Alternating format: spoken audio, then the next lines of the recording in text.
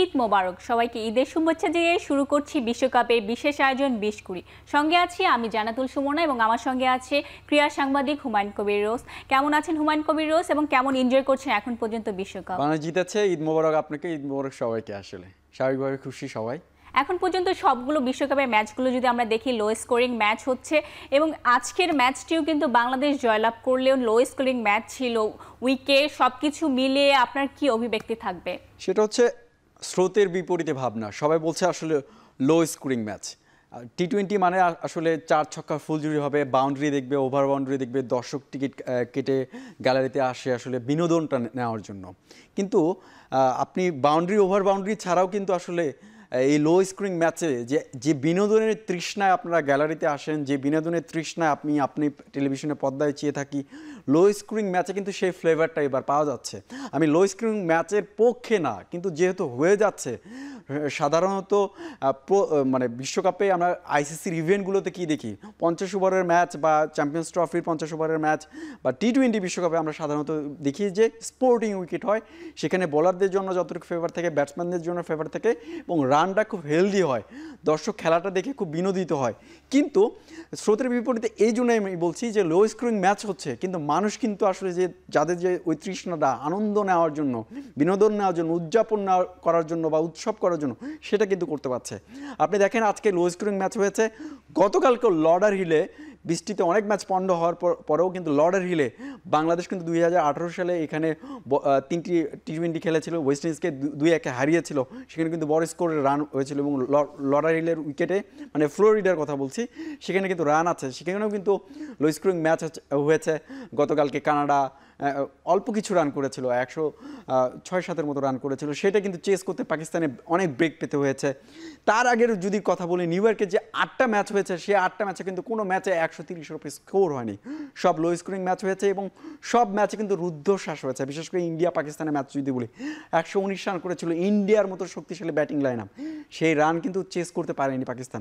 ওই ম্যাচকে আপনি এনজয় করেননি, দর্শককে এনজয় করেননি, বাংলাদেশের মানুষকে এনজয় করেনি, ক্রিকেট বিশ্বের মানুষকে এনজয় করেনি?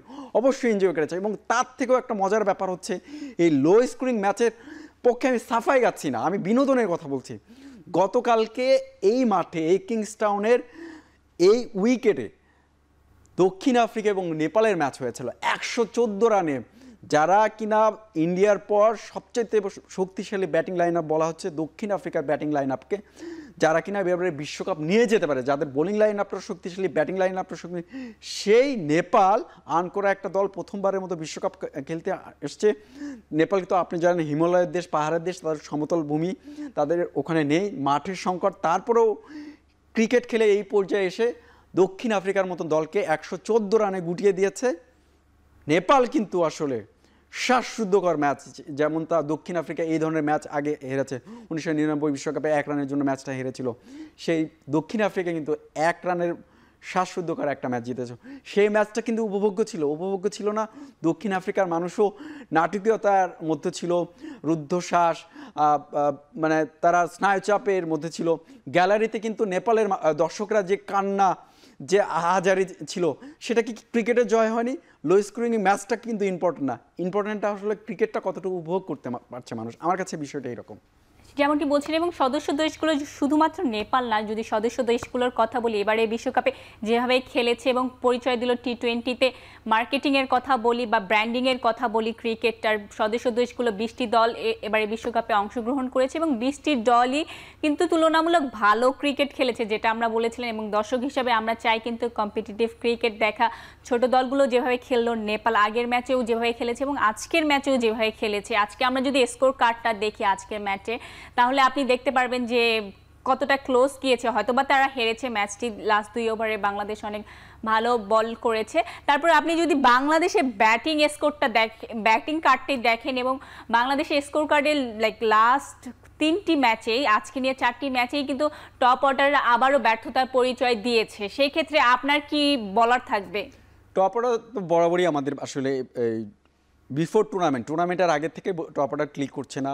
সৌম্য ওপেন করবে নাকি আসলে লিটন ওপেন করবে, তামিম 3 মাস আগেও সেট ছিল না যে সে টি-20 বিশ্বকাপে আসলে তাকে জায়গা করে দেওয়া হবে। যখন আসলে জিম্বাবুয়ে সিরিজ বা অন্যান্য সিরিজে টি-20তে বাংলাদেশের টপ অর্ডাররা ঠিকভাবে ক্লিক করছিল না, তখন তামিমকে কিন্তু টিম ম্যানেজমেন্ট ভাবনা রাখে এবং যখন জিম্বাবুয়ে সিরিজে তাকে সুযোগ দেওয়া হয় সে কিন্তু ক্লিক করে, সে কিন্তু রান পাচ্ছে। তারপরেও কিন্তু তামিম কিছুটা অন্য টপ অর্ডার থেকে কিছুটা রান পাচ্ছে, কিন্তু আসলে টপ অর্ডারকে যদি আপনি ধরেন এই টুর্নামেন্টে এই পর্যন্ত 4টা ম্যাচ আসলে বাংলাদেশ শুরুর পাওয়ার প্লেতে আপনি ধরেই নিচ্ছেন কিন্তু আসলে 2-3 উইকেট নেই। তাহলে এখান থেকে পরিত্রাণ পাওয়ার কি উপায় আপনার কাছে? পরিত্রাণ পাওয়ার উপায় একটাই, টপ অর্ডারদের আসলে রান করতে হবে। আপনি টপ অর্ডারের শান্ত গত ম্যাচে ব্যাট করেছেন, শান্তকে আসলে বাদ দেওয়ার তো সুযোগ নেই, তিনি ক্যাপ্টেন এবং তিনি আসলে রান না পেলেও অধিনায়কত্ব ভালো করছেন। তো আপনি এই জায়গায় কাকে রিপ্লেস আনবেন? লিটন দাস তো একটা ম্যাচে আপনাকে শ্রীলঙ্কার বিপক্ষে তিনি জয়ের ভূমিকা রেখেছেন। লিটন দাস ফর্মে নেই, তার পক্ষে আমি সাফ হয়ে যাচ্ছি না, কিন্তু আসলে লিটন দাসের রিপ্লেসে কি আপনি সৌম্য সরকারকে আনবেন? সৌম্য সরকার হয় না তো, আসলে আপনার উইকেট কিপার ব্যাটসম্যান লিটন, কিন্তু জাকির আলী অনেকেও আছে উইকেট কিপার ব্যাটসম্যান, কিন্তু লিটন দাস যে ক্ষিপ্র উইকেট কিপার ব্যাটসম্যান, যে দূরদর্শী উইকেট কিপার, সে কিন্তু তাকে কিন্তু আপনার উইকেটের পিছনে দরকার এবং লিটন দাসকে কিন্তু আপনি টপ অর্ডারে একেও খেলাতে পারবেন, 2-এও খেলাতে পারবেন, 3-এও খেলাতে পারবেন। অতএব তার জায়গায় আমি সৌম্য সরকারকে দেখছি না। আপনার এই টপ অর্ডার নিয়ে ক্যারি করতে হবে। সুপার 8-এ যেতে হলে এই টপ অর্ডারের উপরে আস্থা রাখতে হবে। একটা কথাই আছে, শুনতে খারাপ লাগে আসলে, নাই মামার থেকে কানা মামা ভালো। আসলে কানা মামার উপরে বিশ্বাস রাখতে হবে, হয়তো তাদের একদম চোখের জ্যোতি আরো খুলবে, সে আলোতে আমরা উদ্ভাসিত হব। আরেকটা ব্যাপার আমি বলতে চাচ্ছি যে আপনি যদি উইকেটের কথা বলেন, আজকে ম্যাচে যে উইকেটে খেলা হয়েছে আপনি কিন্তু অনেক বেশি মিরপুর উইকেটের সাথে মেলাতে পারবেন। এমন না যে উইকেটটা অনেক বেশি ডিফারেন্ট নর্মালি টপ অর্ডারদের জন্য। নর্মালি আমাদের টিমের টপ অর্ডারদের ব্যাটারদের কথা যদি বলি, ওরা কিন্তু বেশি স্ট্রাগল করে বাউন্সে উইকেটে। এই উইকেটগুলোতে এমন বেশি বাউন্স ছিল না, আনইভেন ছিল প্রথম দিকে, কিন্তু স্পিনই ছিল। সেখানে কিন্তু স্বাচ্ছন্দ্যভাবে ব্যাটিং করার কথা ছিল টপ অর্ডারদের, কিন্তু তারা আবারও ব্যর্থতার পরিচয় দিয়েছে। আমি যতটুকু জানি কিংস্টাউনের এই উইকেটে 3 নম্বর উইকেটে খেলা হচ্ছে। বাংলাদেশ এর আগে এই মাঠে যে উইকেটে খেলেছিল সেটা হলো 1 নম্বর উইকেটে ছিল, সেটা ছিল অনেকটা ব্যাটিং ফ্রেন্ডলি। বাংলাদেশ কিন্তু সেই ম্যাচটা খেলেছিল নেদারল্যান্ডসের বিপক্ষে। বাংলাদেশ প্রথম এই পুরো টুর্নামেন্টে 6 ওভারে 55 রান তুলেছিল, 2টা উইকেট হারিয়েছিল, কিন্তু স্টার্টিংটা ভালো ছিল। আজকে আপনি যদি দেখেন কত ভয়ঙ্কর একটা শুরু ছিল, যে ভয়ঙ্কর সবার বুকে আসলে কাঁপুনি শুরু হয়েছিল, কিন্তু আজকের যে উইকেটটা ছিল সেই উইকেটটা গত পরশু দিন আমি যতটুকু জানি তামিম গণমাধ্যমে বলেছিল উইকেটটা আসলে কিছুটা হলেও হার্ড, হয়তো ব্যাটে বল আসতে পারে, কিন্তু তারপরে এখানে স্পিন ধরবে। গতকালকেও বা আজকেও যদি আপনি দেখেন, আজকেও কিন্তু ম্যাচের আগে আইসিসি নিয়ম অনুযায়ী ম্যাচ শুরু হওয়ার পূর্বে 2 ঘন্টা আগে 2 দল মাঠে আসে, তখন তারা উইকেটটা দেখার সুযোগ পান। সেখানে কিন্তু কোচ অধিনায়ক দেখেছেন উইকেটটা কীরকম আচরণ করবে, তারা কিন্তু রিড করতে পারেন। আর যদি রিড না করতে পারেন, তাদের জন্য তো ক্রিকেট না, তাদের তো রুজি এটা, তারা তো উইকেটটা রিড করতে পেরেছেন। এই উইকেটে বাংলাদেশের প্রথম থেকে আমি যেটা মোটিভটা দেখেছি, উইকেটটা তারা রিড করতে পেরেছে, কিন্তু রিড করতে পেরেছে যেহেতু এইরকম উইকেটে দক্ষিণ আফ্রিকা এবং নেপালের ম্যাচটা খুব লো স্কোরিং হয়েছিল। আপনি ধরেই নিতে পারেন যে এখানে আসলে বাংলাদেশ যদি 120, 30 বা 40 করে, তাহলে একটা ডিফেন্সিভ ভালো একটা চ্যালেঞ্জিং স্কোর হয়। এটা যদি এই ক্যালকুলেশনের থেকে যদি বাংলাদেশ ব্যাটিংয়ে যেত, তাহলে হয়তো আরও ভালো একটা স্কোর হতো। কিন্তু বাংলাদেশ কিন্তু শুরুর থেকে অ্যাটাকিং মোডে গেছে। প্রথম বলে একদম ইনিংসের প্রথম বলে ডাউন দ্য উইকেট যে তামিম যেভাবে উইকেটটা দিলেন, সেটা তো আসলে সকালে সূর্য দেখে যেমন আসলে বোঝা যায় দিনটা কেমন যায়, তেমনটাই হয়েছে। আসলে আউটটি অনেক বেশি দৃষ্টিকটু ছিল। এবং আরেকটি বিষয় আমি জানতে চাই, আপনি ম্যাচের পরে ফার্স্ট ইনিংসের পরে যখন দেখলেন বাংলাদেশ 106 রানের টার্গেট দিয়েছে, সেই ক্ষেত্রে আপনার কতটুকু মনে হয়েছিল যে আজকের ম্যাচটি বাংলাদেশ জিততে যাচ্ছে? না, আমি আমার জায়গা থেকে যদি বলেন, আমাকে ব্যক্তিগত আমার জায়গা থেকে বলে, আমার একটা বিশ্বাস ছিল। তো বিশ্বাসটা শতভাগ কখনোই ছিল না। বিশ্বাসটা কোন জায়গা থেকে ছিল? গতকালকে যখন এই কিংস্টাউনে এইরকম একটা লো স্কোরিং ম্যাচ হয়েছিল, তখন কিন্তু দক্ষিণ আফ্রিকার পেস অ্যাটাকে কারা ছিল? জেনসেনের মতন একটা পেস বাহাতি, যিনি 6 ফুট 8 ইঞ্চি লম্বা একটা বলার ছিলেন, যিনি 140-এর উপর বল করেন। এন্ড্রিক নক্রিয়ার মতন বলার ছিলেন, 150-এর উপর বল করেন। বার্টম্যানের মতন বোলার ছিলেন। তাদের পেস অ্যাটাক এবং রাবাদার মতন বলার ছিলেন, যাদের আসলে এশিয়ার যে কোনো ব্যাটারদের খেলতে আসলে সমস্যা হয়। এখানে কিন্তু আনইভেন বাউন্স, যেটা অপ্রত্যাশিত বাউন্সটা, যেটা মনে করেন 3/4 বলের আরেকটু বেশি, যেটাকে বলে টেনিস বল বাউন্স, আসলে প্রেডিক্ট করা যায় না, ব্যাটসম্যান ঠিকভাবে করতে পারে না, এজ হয়ে যায়। এরকম একটা এক্সপেকটেশন ছিল আমাদের, ছিল আমার ব্যক্তিগতভাবে ছিল, যেটা হলো তাসকিন আহমেদ, যিনি একমাত্র বাংলাদেশের বোলার যিনি 140+ রেগুলার করতে পারেন। সেই তাসকিন আজকে কিন্তু সেইভাবে প্রত্যাশার প্রাপ্তি মিলাতে পারেননি। যদিও আমরা আসলে পরে তিনি একটা ব্রেক থ্রু দিয়েছেন, কিন্তু তাসকিনের কাছে আমরা যেরকম প্রত্যাশা করি পুরো টুর্নামেন্ট জুড়ে যেভাবে নতুন বলে তিনি সুইং আদায় করে নেন এবং এক্সট্রা বাউন্স আদায় করে নেওয়ার কথা তাসকিনে, সেটা তাসকিন কিন্তু পারেনি। কিন্তু তানজিব সাকিব যেটা করেছে সেটা পুরো বাংলাদেশকে ম্যাচে ফিরিয়ে নিয়ে আসে। ওদের টপ এবং মিডল অর্ডারটা আসলে একদম কিন্তু ঘুরে দিয়েছে। 27 রানে যখন ওদের 5 উইকেট পড়ে যায় তখন কিন্তু বাংলাদেশ আসলে বাস্তবিক অর্থে ম্যাচে ফিরে। হুমায়ুন কবির রোজ যেমনটি বলছিলেন, আপনার কিন্তু ব্যাটিংটা ব্যর্থতাটা দেখলামই, কিন্তু বোলিংটা কিন্তু বরাবরের মতোই ভালো। আজকে আমাদের দল যে সুপার 8-এ আসলো, সব কিছু ক্রেডিট কিন্তু বেশিরভাগ ক্রেডিট দিতে পুরো দলেরই ক্রেডিট অবশ্যই, তারপরে বলারদের ক্রেডিট বিশেষভাবে দিতে হয়। স্পেশালি তানজিদ সাকিব যেভাবে বোলিং করলো, এবং তানজিদ সাকিব কিন্তু দলে যখন ইনক্লুশন ছিল অনেক বেশি আলোচনা সমালোচনা হচ্ছিল তাকে নিয়ে। 5 ফুট 8 ইঞ্চির একজন বলার, দীর্ঘদেহী নেই, তারপরেও যেভাবে তার আত্মবিশ্বাস কনফিডেন্সের জায়গা থেকে যেভাবে বল করছে অসাধারণ। পেস বোলারদের যে অ্যাগ্রেশনটা থাকে সেটা হলো তানজিব সাকিবের মধ্যে আছে। তাসকিন আহমেদের পর যদি কোনো পেস বোলার যদি খুব বেশি অ্যাগ্রেসিভ অ্যাটিটিউডটা থাকে, যে বিহেভিয়ারটা থাকে, ব্যাটসম্যানকে আতঙ্কিত করা, ব্যাটসম্যানকে বিভিন্নভাবে বিভ্রান্ত করা, সেটা তানজিব সাকিবের মধ্যে আছে। তানজিব সাকিবের আরেকটা দারুণ বল, সে কিন্তু শর্ট লেন থেকে এক্সট্রা বাউন্স আদায় করে নিতে পারেন। এই ধরনের উইকেটে যেমনটা আমি একটু আগে আপনাকে বলছিলাম, তাসকিন আহমেদের মতন ফাস্ট বোলার আসলে যে সুবিধা পাওয়ার কথা তাসকিন আহমেদ সেটা পাননি, কিন্তু তানজিব সাকিব তিনি পেরেছেন। বাংলাদেশের এই 3 পেসার শুরু থেকে এই টুর্নামেন্টে যা করছেন, আসলে বাংলাদেশের ক্রিকেট ইতিহাসে আপনি যদি দেখেন পিছনে যান, গত 24 বছর, গত 30 বছরে কখনো বাংলাদেশের পেসাররা বোলিং বিভাগটা এত সমৃদ্ধ ছিল না। এখন আপনি দেখেন তানজিব সাকিব যেভাবে আসলে বাংলাদেশকে ম্যাচে ফিরিয়ে নিয়ে আসলো, এবং আমি যদি ভুল না করি তানজিব সাকিব এখন পর্যন্ত টুর্নামেন্টের একমাত্র বোলার পাওয়ার প্লেট থেকে ওপেনিং বোলিং থেকে শুরু করে টানা 4 ওভার বোলিং করেছেন।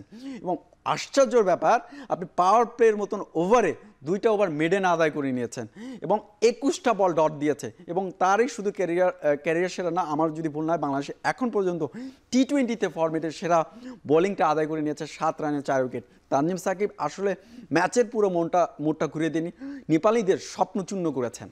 প্রথমে কিন্তু 26 রানে নেপালের 5টি উইকেট পড়ে যায়, তারপরে পার্টনারশিপটা দেখেন যদি 50 রানের পার্টনারশিপ ছিল, এবং যেভাবে তারা কাছাকাছি চলে যাচ্ছিল স্কোরের, একটা সময় কিন্তু মনেই হচ্ছিল বাংলাদেশের জন্য ডিফিকাল্ট হয়ে যাবে। সেক্ষেত্রে তানজিদ সাকিব এসে যেভাবে ব্রেক থ্রু দিলে, এবং অবশ্যই মোস্তাফিজ লাস্ট 2 ওভারের কথা যদি বলেন, অবশ্যই স্লগ ওভারে মোস্তাফিজ সবসময়ই ভালো করছে, এবং এই বিশ্বকাপে স্পেশালি এই বিশ্বকাপে ব্যাক টু ব্যাক যেভাবে আগের ম্যাচেও ভালো খেলেছিল 19 ওভারে, এবং আজকের ম্যাচটিও 19তম ওভারে কিন্তু সে উইকেট মেডেন দিয়েছে, যা টি-20 ক্রিকেটে অসাধারণ।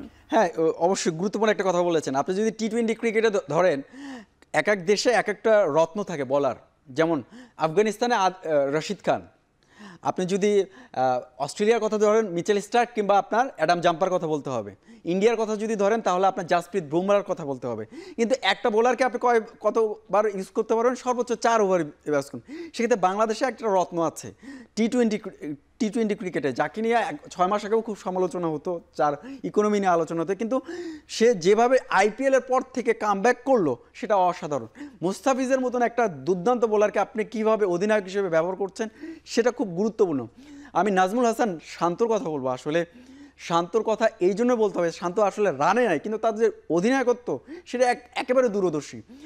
আপনি মুস্তাফিজকে, তাসকিনকে, তানজিদ সাকিবকে সঠিক টাইম এবং রিশাদকে সঠিক টাইমে সঠিকভাবে ব্যবহার করে। মুস্তাফিজের 4 ওভার কীভাবে ব্যবহার করলো, মুস্তাফিজের এক পাওয়ার প্লেতে 5 নম্বর ওভারে আনা হলো, ওই ওভারে কিন্তু মুস্তাফিজ মাত্র 2 রান দিল। মুস্তাফিজের পর দ্বিতীয় ওভারে আনা হলো কখন, 10 নম্বর ওভারে, তখন একটা ব্রেক থ্রু খুব দরকার ছিল মুস্তাফিজকে, তখন কিন্তু মুস্তাফিজ একটা ব্রেক থ্রু দিলেন, এবং মাল্লা এবং সন্দীপ সিং যে পার্টনারশিপটা গড়েছিলেন, যেটা আসলে গলার কাটা হয়ে দাঁড়িয়েছিল, সেই ব্রেক থ্রু কিন্তু মুস্তাফিজ দিয়ে গেলেন। মুস্তাফিজকে আবার কখন রাখলে আমরা ধরে নিয়েছিলাম ডেথ ওভারের লাস্টে হয় 18 নম্বর ওভার এবং 20 নম্বর ওভার করবে, কিন্তু দেখা গেল যখন বলে বলে রান ম্যাচটা পেন্ডুলামের মতো ঝুলছে, তখন কিন্তু অধিনায়ক কিছু দূরদর্শী সিদ্ধান্ত নেন। সাকিব আল হাসানের মতন সিনিয়র ক্যাম্পেইনারকে বসিয়ে আপনি মাহমুদুল্লাহকে 2 ওভার বল করালেন, তাসকিনকে আবার ইউজ করলেন, তাসকিনকে আপনি 16 নম্বর ওভার দিলেন, তখন কিন্তু তাসকিন একটা ব্রেক থ্রু দিল, প্রথম বলে ছক্কা খাওয়ার পরে কামব্যাক করলো। এবং সবচেয়ে গুরুত্বপূর্ণ হলো মুস্তাফিজকে আপনি 17 নম্বর ওভারটা দিলেন। 17 নম্বর ওভারটা দেওয়ার পরে মুস্তাফিজ ওখানে কিছু ম্যাচটা টাইট করে ফেললো, অল্প রান দিল। তাহলে মুস্তাফিজের আর একটা ওভার থাকে, মুস্তাফিজকে কখন দিবেন? সবাই ধরেই নিয়েছিল মুস্তাফিজকে আপনি 20 নম্বর ওভারটা দিবেন, কারণ লাস্টে 2 ওভারে বাংলাদেশের রান কত দরকার? 12 বলে 22 রান। এখানে ক্যাপ্টেন শান্ত দূরদর্শিতার প্রমাণ দিয়েছে। আপনার যখন দেখলে ওদের টেল এন্ড ব্যাটসম্যানরা নেমে গেছে, তখন আসলে ওদের 8টা উইকেট পড়ে গেছে। যদি আপনার 19 নম্বর ওভার দিয়ে তাদের প্রতিপক্ষকে চেপে ধরা যায়, মানে রানটা যদি 4-5 হয়, তাহলে কত হয়? বাকি 6 বলে 16 কিংবা 17 রান দরকার, প্রতিপক্ষে চাপে পড়ে যায়। তখন কিন্তু ক্যাপ্টেন একজন রিস্ক নিতে পারেন, বা সাকিব আল হাসানকে দিতে পারেন, রিশাদকে দিতে পারেন। কিন্তু মুস্তাফিজকে 19 নম্বর ওভার দিয়ে দেখেন প্রত্যাশার থেকে বেশি করেছে মুস্তাফিজ। 6টা বল ডট দিয়েছে এবং লাস্ট বলে উইকেট নিয়েছে। এখানে আসলে বাংলাদেশের ক্যাপ্টেনের আসলে দূরদর্শিতার পরিচয় দিয়েছে, এবং মুস্তাফিজ পুরো টুর্নামেন্ট জুড়ে আসলে অসাধারণ। যেমনটি বলছিলেন, স্পেশালি মুস্তাফিজের কথা যদি আমরা বলি, অনেক সাংবাদিকরাই আমরা দেখেছি তাকে নিয়ে নিউজ করেছে আমাদের মুস্তাফিজ হয়তো বা শেষ হয়ে যাচ্ছে বা তার আর ফিরে আসার সুযোগ নেই, কিন্তু তারপরে সে স্পেশালি আইপিএলে যেভাবে কাম ব্যাক করলো এবং বিশ্বকাপেও যেভাবে খেলছে, আসলে এটা আমাদের জন্য একটা বড় পাওয়া। বিশ্বকাপের আগে ফর্মে ফেরাটা মুস্তাফিজের, এবং এই ধরনের উইকেটে যথেষ্ট পরিমাণে কার্যকরী তার কাটার এবং স্লোয়ার ডেলিভারিগুলো, এবং যেটা অলরেডি প্রুভেন, অলরেডি সে তার পরিচয় দিয়েছে, সে সেভাবেই বল করেছে। এটা আপনি যেটা বললেন যে মুস্তাফিজের মতো বলার থাকা এবং এক্সপিরিয়েন্স, অনেক দিন থেকে বাংলাদেশ টিমে খেলছে এবং স্পেশালি টি20তে সিচুয়েশন অনুযায়ী বল করার যে ব্যাপারটা, মাথা খাটিয়ে উনি কিন্তু প্রত্যেকটা বলে ব্যাটারকে প্রেডিক্ট করতে দেয় না যে একদমই স্লোয়ার করছে, কোনোটা স্লোয়ার করছে, কোনো একটা অফ কাটার, লেগ কাটার করছে।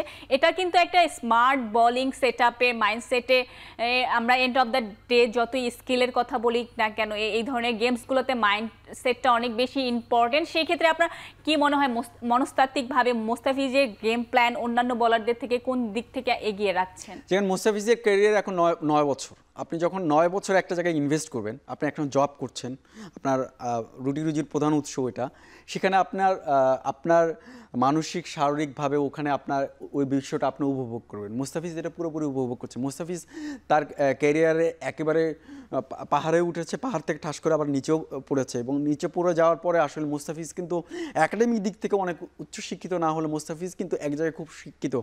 যে পড়ে যাওয়ার পর আসলে ভাঙা কোমরটা কীভাবে সোজা হয়ে দাঁড়াতে জানে মুস্তাফিজ কিন্তু সেটা দেখিয়েছে।